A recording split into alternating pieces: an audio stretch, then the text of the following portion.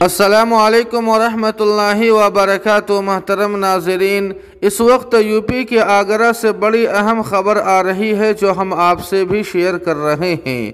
جی ہاں ناظرین کرام، آپ کو بتلا دیں کہ ایک بار پھر یوپی پولیس نے مہنت پرمہنس کو گرفتار کر لیا ہے۔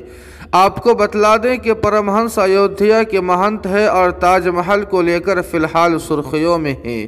ایک ہفتہ قبل تاج محل پہنچے تھے، جہاں پر پولیس پرشاسن نے اسے اور اس کے چیلوں کو دھکے مار کر بھگا دیا تھا، جس کے بعد پرمہنس نے اعلان کیا تھا کہ وہ 5 مئی کو آگرہ پہنچ کر باقاعدہ تاج محل میں داخل ہوں گے اور شیو کی پوجا کریں گے۔ پرمہنس کا کہنا ہے کہ تاج محل دراصل تیجو محالے ہوا کرتا تھا، جسے مغل بادشاہوں نے توڑ کر اسے تاج محل بنا دیا تھا۔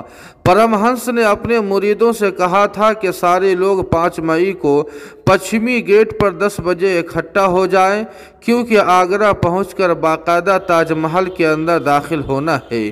چنانچہ اپنے ناپاک مقصد اور ارادے کو پورا کرنے کے لیے 2 دن قبل ہی پرمہنس آگرہ پہنچ گیا تھا تاکہ اپنے مریدوں کو جمع کر سکے، لیکن جب پولیس پرشاسن کو معلوم ہوا تو پولیس پرشاسن نے راستے میں ہی اسے دبوچ لیا اور باقاعدہ اسے راستے میں ہی گرفتار کر لیا گیا ہے، اور اب وہ تاج محل پہنچ نہیں پائے گا، اسے بندی بنا لیا گیا ہے۔